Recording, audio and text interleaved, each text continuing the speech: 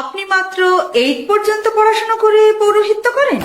হ্যাঁ, এটা আমাদের জন্মগত অধিকার। এটা তো আপনারাই ঠিক করে রেখেছেন। তবে এটা আমাকে বলুন, অন্য বর্ণের কেউ যদি পৌরোহিত্যের ক্রিয়াকর্ম জেনে থাকে তাহলে ওকে তিনি পৌরোহিত্য করতে পারেন না? একদমই না, এটা শুধুমাত্র ব্রাহ্মণেরই অধিকার। কেন অধিকার নেই কেন? সে যদি আপনার থেকে বেশি শিক্ষিত এবং অভিজ্ঞ হয়, মানে নবীন গোসাইয়ের মতো, তাহলে কেন তিনি করতে পারবেন না? এটা তো আপনার কথা হবে না,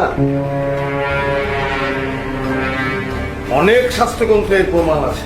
আচ্ছা, তাহলে আপনি শুনে ব্রাহ্মণ, বেদ পড়েননি?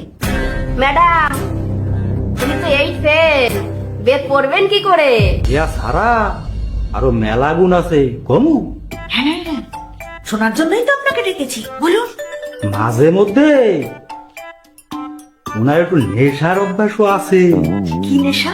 ওই মদ গাঁজাও খায়। আপনিও সঙ্গে খেতেন? ও সব আমি ওই মোড়ে দিয়ে আনাই তো, আর বইয়ের বয়ে বাগানে বই খাইতো। বঙ্গ ব্রাহ্মণের আসল জন্ম ইতিহাস পরে বলছি। বর্তমানে যেসব ব্রাহ্মণ সন্তানরা বৈশ্য কিংবা শূদ্রের মেয়েকে বিয়ে করে, তাদের দ্বারা উৎপন্ন পুত্র ব্রাহ্মণ হয় কি করে? তারা কিভাবে নিজেকে ব্রাহ্মণ বলে পরিচয় দেয়? শোনেন মা, মোর বাড়ির দ্বারে এক বিধবা মহিলা আছে, শেফালির মা। এর লগে একটু তাও মুঝে কইতে পারবো বলে আমার লজ্জা লাগতে আছে।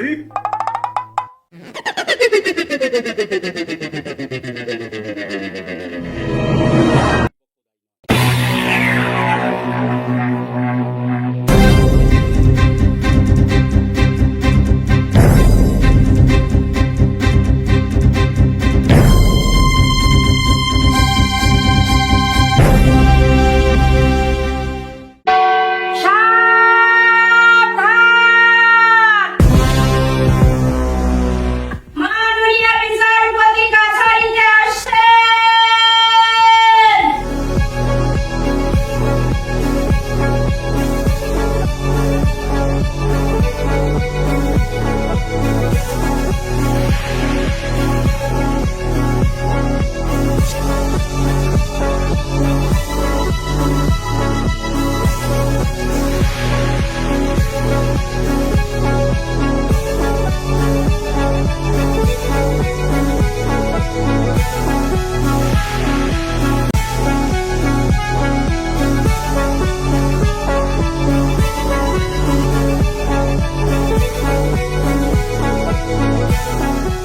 মিসেস চিত্রা, আপনার কি প্রণব বাবুকে আর কিছু জিজ্ঞাসাবাদ করার আছে?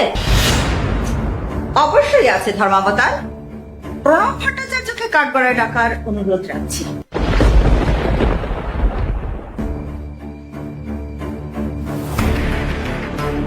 প্রণব ভট্টাচার্যকে হাজির করুন।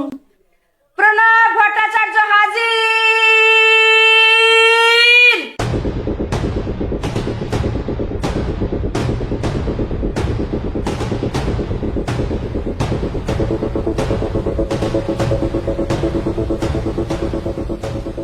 আচ্ছা প্রণব বাবু, আপনি মাত্র 8 পর্যন্ত পড়াশোনা করে পৌরোহিত্য করেন? হ্যাঁ, এটা আমাদের জন্মগত অধিকার। এটা তো আপনারাই ঠিক করে রেখেছেন। তবে এটা আমাকে বলুন, অন্য বর্ণের কেউ যদি পৌরোহিত্যের ক্রিয়াকর্ম জেনে থাকে তাহলে ওকে তিনি পৌরোহিত্য করতে পারেন না? একদমই না, এটা শুধুমাত্র ব্রাহ্মণেরই অধিকার। কেন অধিকার নেই কেন? সে যদি আপনার থেকে বেশি শিক্ষিত এবং অভিজ্ঞ হয়, মানে নবীন গোসাইয়ের মতো, তাহলে কেন তিনি করতে পারবেন না? এটা তো আপনার কথা হবে না, অনেক শাস্ত্রগ্রন্থের প্রমাণ আছে। এসব পৌরোহিত্য করা শুধু ব্রাহ্মণেরই অধিকার। কোন কোন শাস্ত্র গ্রন্থে আছে? কেন, বেদে আছে। কি লেখা আছে সেখানে একটু বলুন। কি লেখা আছে ওভাবে ঠিক বলতে পারবো না, তবে আমি শুনেছি। আচ্ছা, তাহলে আপনি শুনে ব্রাহ্মণ, বেদ পড়েননি? ম্যাডাম, তুমি তো 8 ফেল, বেদ পড়বেন কি করে? তা আপনি একেবারে খারাপ বলেননি। আচ্ছা প্রণব বাবু, জন্মানা জায়তে শূদ্রাহ সংস্কারাৎ ভবেৎ দ্বিজঃ বেদ পাঠাৎ ভবেৎ বিপ্র ব্রহ্মজানাতি ব্রাহ্মণ। এর অর্থ কি? অর্থ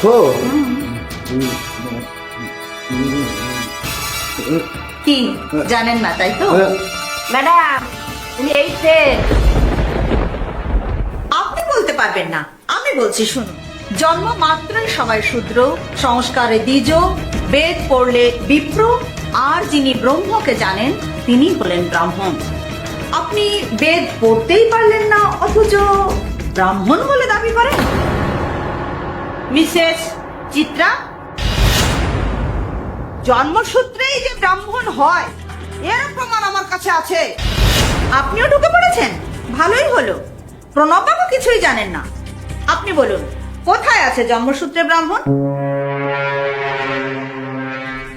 মহাভারতের 32তম অধ্যায়ে ধর্মরাজ যুধিষ্ঠিরকে উপদেশ দিতে গিয়ে পিতামহ ভীষ্ম বলেছেন, ব্রাহ্মণ বংশে জন্ম নেওয়াই মহাভাগ্যবান ব্রাহ্মণ হওয়া, সুতরাং তিনিই সমস্ত প্রাণীর নমস্য। বিষয়টা আপনি খারাপ বলেননি। ব্রাহ্মণ বংশে জন্ম হয়ে সে যদি বিভিন্ন অপকর্মে লিপ্ত হয়, তাহলে ওকে তিনি সকল প্রাণীর নমস্য হবে। তাই তো প্রণব বাবু? এই সবাই কি সমান হয় নাকি? এটা তো ভালোই বোঝেন, সবাই সমান হয় না, কিন্তু এটা কেন বোঝেন না ব্রাহ্মণ বংশে জন্মালেই সে ব্রাহ্মণ হয় না? ওই শাস্ত্রে আছে তাই জানি। ম্যাডাম উনি শুনে ব্রাহ্মণ। আপনার সহকারী কিন্তু একটু বেশিই বলছে আজকাল। আপনাকে কে বেশি বলতে বারণ করেছে? আপনিও বলুন। মিসেস প্রবীণ, আপনার কাছে আর কি কোনো শাস্ত্রীয় প্রমাণ আছে যে জন্মসূত্রে ব্রাহ্মণ হয়? অত্রি সংহিতায় 140তম শ্লোকে বলা হয়েছে, ব্রাহ্মণ বংশে জন্মালেই সে ব্রাহ্মণ হয়। পদ্মপুরাণ সৃষ্টি খণ্ডেও একই কথা বলা হয়েছে। তাহলে আপনি বলতে চাইছেন জন্মসূত্রে ব্রাহ্মণ হয়? আমি বলছি না ধর্মাবতার, শাস্ত্র গ্রন্থ বলছে। এরকম আমিও অনেক শাস্ত্র গ্রন্থ থেকে প্রমাণ দিতে পারি যে জন্মসূত্রে ব্রাহ্মণ হয় না। আচ্ছা বলুন। হারিত সংহিতার 15 নং শ্লোকে বলা হয়েছে, ব্রাহ্মণের ঔরসে ব্রাহ্মণীর গর্ভে উৎপন্ন পুত্রই ব্রাহ্মণ হয়। হ্যাঁ, ঠিকই তো আছে। ব্রাহ্মণের ঔরসজাত হলেই সে ব্রাহ্মণ হবে। এটা তো জন্মসূত্রেই ব্রাহ্মণ হলো, তাই না? আহা, একটু মন দিয়ে শুনুন। শুধুমাত্র ব্রাহ্মণের ঔরসে না, ব্রাহ্মণীর গর্ভে ব্রাহ্মণের ঔরসে, ওই একই কথা। একই কথা মানে? বঙ্গ ব্রাহ্মণের আসল জন্ম ইতিহাস পরে বলছি। বর্তমানে যেসব ব্রাহ্মণ সন্তানরা বৈশ্য কিংবা শূদ্রের মেয়েকে বিয়ে করে, তাদের দ্বারা উৎপন্ন পুত্র ব্রাহ্মণ হয় কি করে? তারা কিভাবে নিজেকে ব্রাহ্মণ বলে পরিচয় দেয়? এটা জেনেই তা আমি বলবো না, তবে খুব সামান্য। আপনি সামান্য বলছেন? বঙ্গ ব্রাহ্মণের ইতিহাস বললে এই সামান্যটা অসামান্য হয়ে যাবে। আচ্ছা বলুন দেখি, শুনুন। এত ব্যস্ত কেন? অল্প অল্প করে হজম করুন, নইলে বদ হজম হয়ে যাবে। মিসেস চিত্রা, আর কি কোনো শাস্ত্রীয় প্রমাণ আছে আপনার কাছে যে জন্মসূত্রে ব্রাহ্মণ নয়? অনেক প্রমাণ আছে ধর্মাবতার। আচ্ছা বলুন। মনু সংহিতার 10ম অধ্যায় 8 নং শ্লোকে বলা হয়েছে, ব্রাহ্মণ কর্তৃক বিবাহিতা বৈশ্যার গর্ভজাত সন্তান অম্বষ্ঠ, শূদ্রার গর্ভজাত সন্তান পরাশর নামে অভিহিত হয়। এরা জন্মগতভাবে ব্রাহ্মণ হতে পারেন না। তাছাড়া মিসেস পুরবী মহাভারতের কথা উল্লেখ করেছেন, কিন্তু মহাভারতের শান্তি পর্বের এই অধ্যায় হয়তো ওনার পড়া হয়নি বা পছন্দ হয়নি। ওনাদের তো আবার পছন্দ অপছন্দের বিষয় আছে। মানে যা বলার পরিষ্কার করে বলুন। আপনাদের যে আর কত পরিষ্কার করে বলবো। কি প্রণববাবু, আপনি বুঝতে পারছেন তো? না, কিছুই বুঝতে পারছি না। তবে এটা বুঝতে পারছি আপনি আমাদের অপমান করছেন। আপনাদের এমন কেন মনে হয় বুঝি না। আমি যে বিষয়গুলো বা প্রমাণগুলো তুলে ধরি, ওগুলো তো শাস্ত্রগ্রন্থ থেকেই দিই, তাই না? এসব না বলে পছন্দ অপছন্দের বিষয়টা বলুন। আমি এটাই বলতে চেয়েছি, শাস্ত্রগ্রন্থের যে লাইনগুলো আপনাদের পক্ষে, ওগুলো আপনাদের খুব পছন্দ। এটাই প্রচার করে নিজেদের শ্রেষ্ঠ প্রমাণ করতে চান, কিন্তু একই শাস্ত্রে যে অন্য কিছু লেখা আছে তা বলতে চান না। যেমন যেমন ধরুন, মহাভারতের শান্তি পর্বে পরিষ্কার লেখা আছে, জন্মের দ্বারা কেউ ব্রাহ্মণ বা ক্ষত্রিয় হয় না, কর্মের দ্বারাই মানুষের পরিচয় নির্ধারিত হয়। ধর্মাবতার, আপনার কাছে কিছু লিখিত প্রমাণ পেশ করতে চাই। কোন কোন শাস্ত্রে আছে জন্মসূত্রে ব্রাহ্মণ হয় না? আচ্ছা দিন।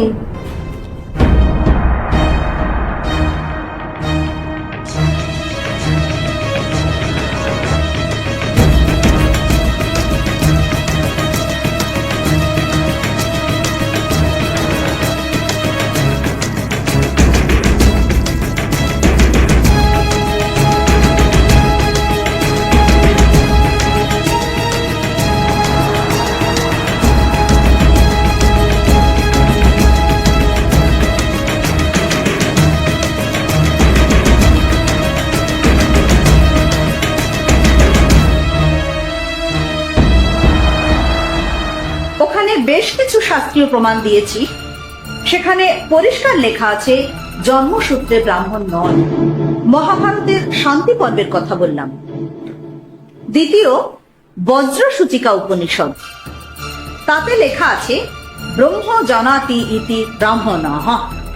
তৃতীয়, ভাগবত পুরাণ, যে গুণের দ্বারা বর্ণ নির্ধারিত হয় সেই গুণ যদি অন্য কারো মধ্যে দেখা যায় তাহলে তাকে সেই বর্ণ হিসেবে গণ্য করতে হবে। চতুর্থ, সবচেয়ে বড় প্রমাণ শ্রীমদ্ ভগবদ গীতা, সেখানে শ্রীকৃষ্ণ বলেছেন চাতুর্বর্ণং ময়া সৃষ্টং গুণ ও কর্ম বিভাগাশঃ, অর্থাৎ গুণ ও কর্ম অনুসারে আমি 4টি বর্ণ সৃষ্টি করেছি। এখানেও আমরা দেখতে পাই জন্মসূত্রে ব্রাহ্মণ হতে পারে না। তাহলে শ্রীকৃষ্ণ বর্ণ ব্যবস্থা সৃষ্টি করেছেন? শ্রীমদ্ ভগবদ গীতায় তো তাই বলা হয়েছে। কিন্তু আপনিই তো বললেন ব্রাহ্মণগণ নাকি বর্ণ ব্যবস্থা সৃষ্টি করে সনাতন ধর্মকে ধ্বংস করে ফেলেছে। শ্রীকৃষ্ণের যে কথা আমরা পাই তা গুণ ও কর্ম অনুসারে মানুষের ভাগ করা হয়েছে, বংশগত নয়। কিন্তু আপনারা মানে ব্রাহ্মণ্যবাদী সমাজ ব্যবস্থা বংশগত করে দিয়ে বিভেদ সৃষ্টি করেছেন। আপনি শ্রীমদ্ ভগবদ গীতার এই শ্লোকটির ভুল ব্যাখ্যা করছে। আচ্ছা, তাহলে সঠিক ব্যাখ্যা কি?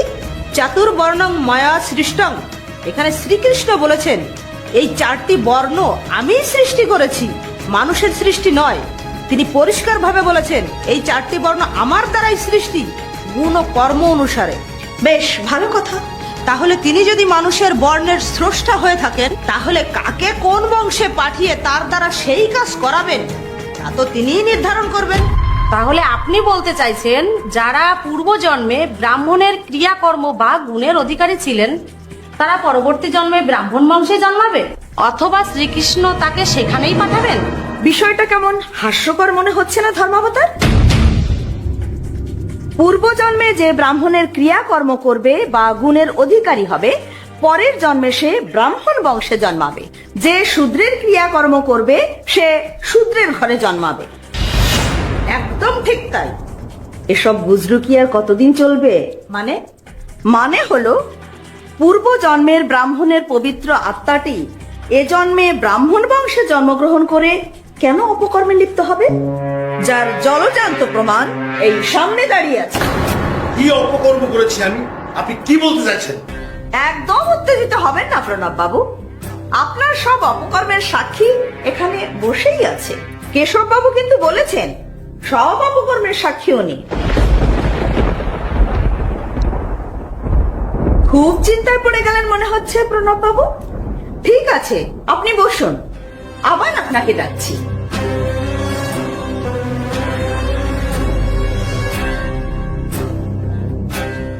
ধর্মাবতার, পূর্ব জন্মের ব্রাহ্মণের পবিত্র আত্মা যেটি শ্রীকৃষ্ণ পাঠিয়েছেন ব্রাহ্মণ বংশে, তার কিছু অপকর্মের কথা শুনতে কেশব বিশ্বাসকে কাঠগড়ায় ডাকার অনুরোধ রাখছি। কেশব বিশ্বাসকে হাজির করুন। কেশব বিশ্বাস হাজির।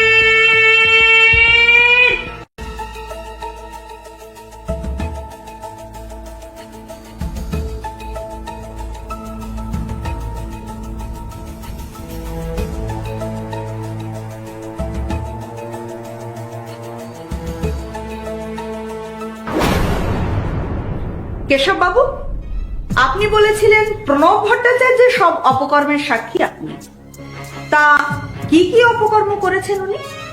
মুই তো ওনার বাড়ি প্রায় সব কাজই হরতাম, সবটা মনে না থাকলেও কিছু কিছু কাম ওই নিজের সহে দেখছি। কেমন কাজ? মানুষের কিভাবে সর্বনাশ হবে এই বুদ্ধি ওনার মাথায় সব সময় থাকে। কিরকম সর্বনাশের কথা বলছেন? মানুষে যখন বিপদে পড়ে তখন ওনার দ্বারা আসে একটু সাহায্য লাগিয়া, আর উনি এই বিপদে সুযোগ লয়। কিরকম? মগো গ্রামের যতীনের মাইয়ার বড় একটা অসুখ হয়। সেই সময় যতীন আসকিয়া বাজারাই দিলে কয়, ঠাকুর মশাই মোরে কয়টা পয়সা ধার দেন, নইলে মোর মাইরা আর বাঁচবে না। তারপর? এই সময় ওই ঠাকুর কয়, তোর মাইয়া চিকিৎসা লাগিয়া পয়সা মুই দিতে পারি, তয় মোর বাড়ির পাশে তোর যে জমিটা আছে এইটা মোরে দিতে হবে। কি সর্বনাশ! হায়, কোনোভাবে জমি না লইয়া পয়সা দিলই না। যতীনও বিপদে পড় গিয়া মাইটার জীবন বাঁচাইতে এই জমিটা দিতেই হইল। কি পবিত্র আত্মা রে! এরম আরো মেলা মানুষের লগে হচ্ছে, ইয়া সারা আরো মেলা গুণ আছে কমু। হ্যাঁ, শোনার জন্যই তো আপনাকে ডেকেছি, বলুন। মাঝে মধ্যে ওনার একটু নেশার অভ্যাসও আছে। কি নেশা? ওই মদ গাঁজাও খায়। আপনিও সঙ্গে খেতেন? না না, ও সব আমি মোড়ে দিয়ে আনাই তো, আর বইয়ের বয়ে বাগানে বই খাইতো। এ তো দেখছি অনেক গুণ। আরো একখান ভালো গুণ আছে। কি বলুন? কি কমু?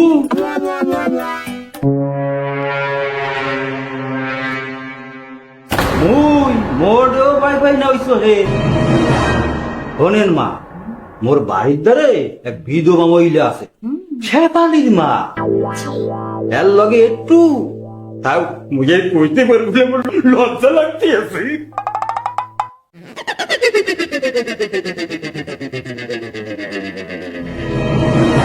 ঠিক আছে, আপনার বলতে হবে না, আমরা বুঝে গেছি। আপনি বসুন।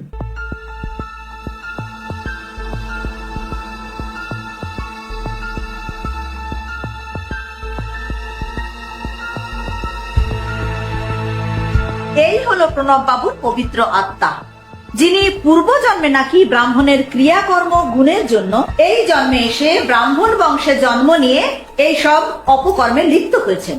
পূর্বজন্মের কর্মের ফলে তিনি ব্রাহ্মণ বংশে জন্মেছেন। যদি তিনি খারাপ কর্মে লিপ্ত হন, তাহলে পরের জন্মে সেইভাবেই জন্ম নেবেন। মানুষকে কি বোকা পেয়েছেন নাকি? পূর্বজন্মের কর্মের ফলে ব্রাহ্মণ বংশে জন্ম নিয়ে অপকর্মে লিপ্ত হবে, আবার ব্রাহ্মণ বলে পরিচয় দেবে, আবার তিনি সমস্ত প্রাণের নমস্য হবে। আপনি কি বলতে চাইছেন? আমি যা বলতে চাইছি তা পরিষ্কার। এই বর্ণ ব্যবস্থা আপনারা সৃষ্টি করে কখনো শ্রীরামচন্দ্র, কখনো শ্রীকৃষ্ণের মুখ থেকে বলিয়ে ব্রাহ্মণকে শ্রেষ্ঠ বানিয়েছেন, আবার এখন বলছেন ব্রাহ্মণ বংশে জন্মালেই ব্রাহ্মণ হবে। গুণ ও কর্ম অনুসারে যদি 4 বর্ণ সৃষ্টি করেও থাকেন শ্রীকৃষ্ণ, তা পূর্বজন্মের নয়, এ জন্মের জন্য। যে যেমন গুণ ও কর্মের অধিকারী হবে, সে সেই বর্ণের বলে পরিচয় পাবে। শ্রীকৃষ্ণের এই সূত্র ধরে অনেকে ক্ষত্রিয়, বৈশ্য, শূদ্রের ঘরে জন্ম নিয়েও ব্রাহ্মণ হয়েছে। ধর্মাবতার, এরও কিছু প্রমাণ আপনার কাছে পেশ করতে চাই। আগামী শুনানির দিন আপনার এই তথ্য প্রমাণ পেশ করবেন। আজকের মতো কাছারি এই পর্যন্ত স্থগিত করা হলো। আগামী 25 তারিখ কাছারি আবার বসবে। বাদী বিবাদী উভয় পক্ষের লোকজনকে উপস্থিত থাকতে আদেশ দেওয়া হচ্ছে।